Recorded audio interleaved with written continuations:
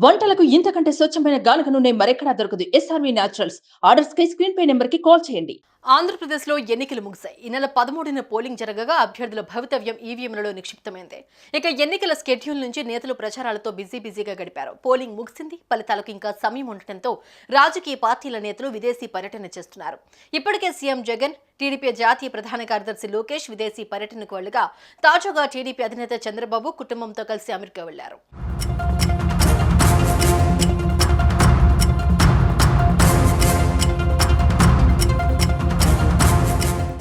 ఎన్నికల్లో క్షణం తీరిక లేకుండా ప్రజల్లో ఉంటూ ఓటర్లను ప్రసన్నం చేసుకునేందుకు ప్రయత్నించారు రాజకీయ పార్టీల నేతలు.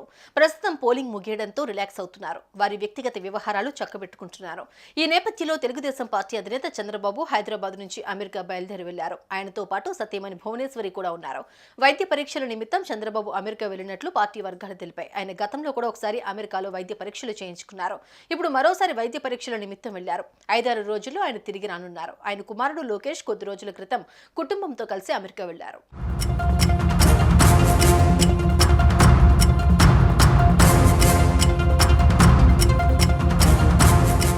దాదాపు 2-3 నెలల పాటు ఎన్నికల హడావిడితో బిజీగా గడిపిన చంద్రబాబు ఇటీవలే పుణ్యక్షేత్రాలు సందర్శించుకున్నారు. కొల్హాపూర్లోని శ్రీ మహాలక్ష్మి ఆలయాన్ని సందర్శించారు. అక్కడ అమ్మవారికి ప్రత్యేక పూజలు చేశారు. ఆలయ వర్గాలు చంద్రబాబు దంపతులకు తీర్థ ప్రసాదాలు అందజేశారు. అనంతరం షిరిడి పుణ్యక్షేత్రానికి వెళ్లారు. అక్కడ చంద్రబాబు, నారా భువనేశ్వరి దంపతులు సాయిబాబాను దర్శించుకున్నారు. వీరికి షిరిడి ట్రస్ట్ వర్గాలు సంప్రదాయబద్ధ స్వాగతం పలికాయి. దర్శనం అనంతరం చంద్రబాబు దంపతులను సత్కరించిన ఆలయ అధికారులు వారికి జ్ఞాపికను బహుకరించారు.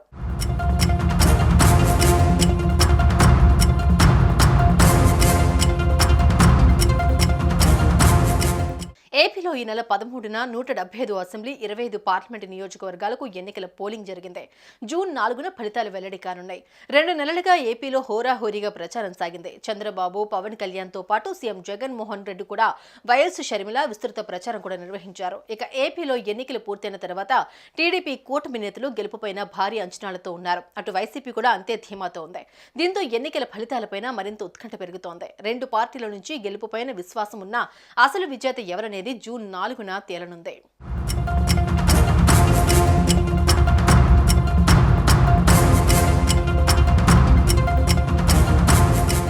సుమన్ టీవీలో మీ పర్సనల్ అండ్ బిజినెస్ ప్రమోషన్స్ కోసం కింది నెంబర్కి కాంటాక్ట్ చేయండి.